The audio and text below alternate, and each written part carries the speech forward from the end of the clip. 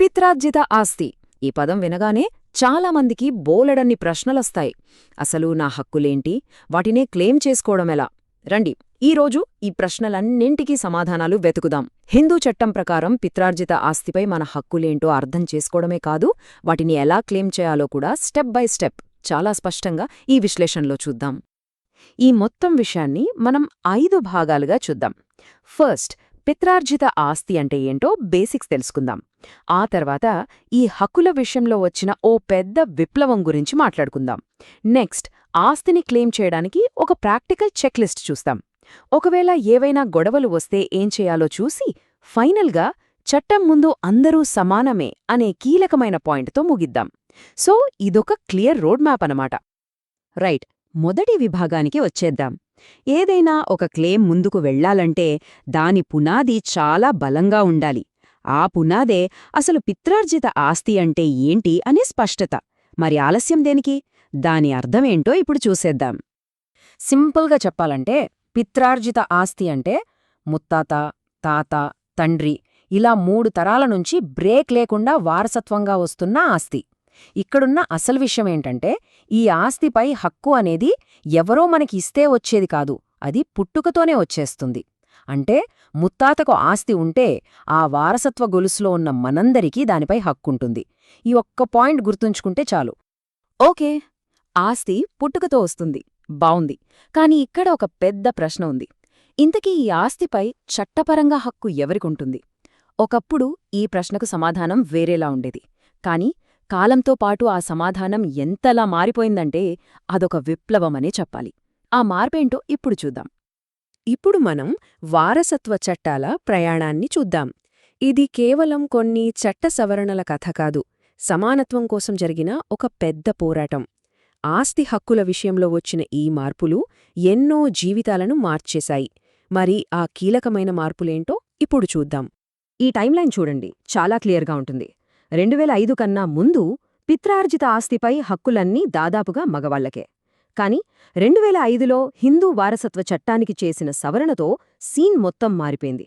ఇది ఒక చారిత్రాత్మక మార్పు. ఆడపిల్లలకు కూడా మగపిల్లలతో సమాన హక్కులొచ్చాయి.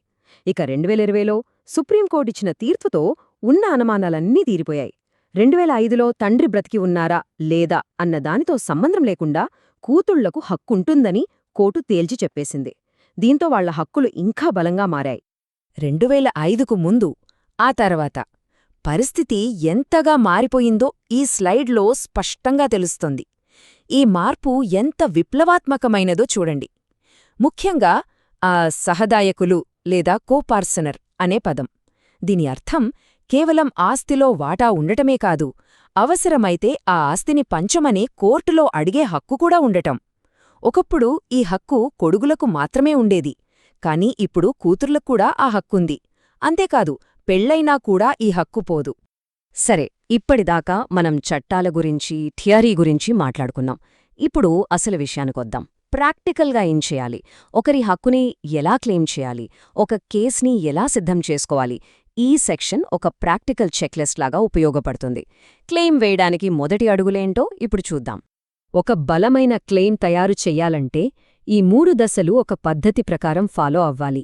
ఫస్ట్, అది ఎలాంటి ఆస్తో గుర్తించాలి. తరువాత దానికి సంబంధించిన ముఖ్యమైన డాక్యుమెంట్స్ అన్నీ కలెక్ట్ చెయ్యాలి. చివరగా ఇదివరకే ఏమైనా అగ్రిమెంట్స్ అయ్యాయా లేదా అని చెక్ చేసుకోవాలి. ఈ స్టెప్స్ని లైట్ తీసుకుంటే కేసు బలహీనపడచ్చు. కాబట్టి ఒక్కోదాని గురించి వివరంగా చూద్దాం. ఇది అన్నింటికన్నా మొదటిది, చాలా ముఖ్యమైనది. మనం క్లెయిమ్ చేస్తున్న ఆస్తి పిత్రార్జితమా లేక స్వార్జితమా? ఎందుకంటే పిత్రార్జిత ఆస్తిపై పుట్టుకతోనే హక్కు ఉంటుంది. దాన్ని ఎవరూ వీలునామా రాసి వారసులకు దక్కకుండా చెయ్యలేరు. కాని స్వార్జితం అంటే ఎవరైనా తమ సొంత డబ్బితో కొన్న ఆస్తి విషయంలో మాత్రం యజమానిదే ఫైనల్ డెసిషన్. వాళ్లు దాన్ని ఎవరికైనా ఇవ్వచ్చు. కాబట్టి ముందు ఈ తేడా కన్ఫర్మ్ చేసుకున్నాకే ముందుకు వెళ్ళాలి. ఇక రెండో దశ, డాక్యుమెంట్స్. ఏ చట్టపరమైన పోరాటంలోనైనా పత్రాలే మన ఆయుధాలు. వంశవృక్షం మన వారసత్వాన్ని రుజువు చేస్తే, బర్త్ సర్టిఫికెట్లు మన బంధాన్ని నిరూపిస్తాయి. ఆస్తిపత్రాలు అసలు ఆస్తి ఉందని కన్ఫర్మ్ చేస్తాయి. ఈ డాక్యుమెంట్లన్నీ లేకుండా ఒక కేసును బలంగా ముందుకు తీసుకెళ్లడం చాలా కష్టం. సో ఇవన్నీ చాలా జాగ్రత్తగా సమకూర్చుకోవాలి. ఇప్పుడు మూడో దశ, చాలామంది అనుకునేదేంటంటే ఆల్రెడీ ఆస్తి పంచేశారు కదా ఇంకేం చేయలేమని. కానీ అది నిజంగాదు. ఒకవేళ ఆ పంపకాలు అన్యాయంగా చట్టబద్ధమైన వారసులకు వాటా ఇవ్వకుండా జరిగితే దాన్ని కోర్టులో ఛాలెంజ్ చేసే హక్కు ఉంటుంది. అన్యాయంగా జరిగిన పంపకాలు ఫైనల్ కావని, వాటిని ప్రశ్నించే అవకాశం ఎప్పుడూ ఉంటుందని గుర్తుంచుకోవాలి. మనం ఎన్ని రకాలుగా ప్రయత్నించినా కొన్నిసార్లు వారసత్వ క్లెయిమ్స్ మాటలతో సెటిల్ కావు. అలాంటి పరిస్థితుల్లో తప్పనిసరిగా మనం అధికారికంగా చట్టపరమైన దారిలోనే వెళ్ళాలి. ఆ ప్రాసెస్ ఎలా ఉంటుందో ఇప్పుడు చూద్దాం. వివాదం వచ్చినప్పుడు ఈ 3 దశల చట్టపరమైన ప్రక్రియ ఒక క్లియర్ ప్లాన్ ఇస్తుంది. ఫస్ట్, వాటా కావాలని కోరుతూ ఒక లీగల్ నోటీస్ పంపాలి. దానికి రెస్పాన్స్ లేకపోతే కోర్టులో విభజన దావా అంటే పార్టిషన్ సూట్ ఫైల్ చేయాలి. కేసు నడుస్తున్న టైంలో ఆస్తిని అమ్మకుండా ఆపడానికి ఇంజంక్షన్ ఆర్డర్ తెచ్చుకోవాలి. ఈ స్టెప్స్ ఫాలో అయితే కరెక్ట్గా ముందుకు వెళ్ళొచ్చు. విభజన దావా అంటే ఏంటి? చాలా సింపుల్. ఆస్తిలో రావాల్సిన వాటానివ్వడానికి ఒప్పుకోనప్పుడు నేరుగా సివిల్ కోర్టుకు వెళ్ళి, అయ్యా, ఈ ఆస్తిని చట్టం ప్రకారం అందరి మధ్య పంచండి అని అడగడమే ఈ దావా. ఇది మన హక్కును సాధించుకోవడానికి ఉపయోగపడే అతి ముఖ్యమైన లీగల్ టూల్. ఒక ఇంజంక్షన్ ఆర్డర్ లేదా స్టే ఆర్డర్ ఎంత పవర్ఫుల్లో ఈ స్లైడ్ చెప్తుంది. ఒక్కసారి ఆలోచించండి.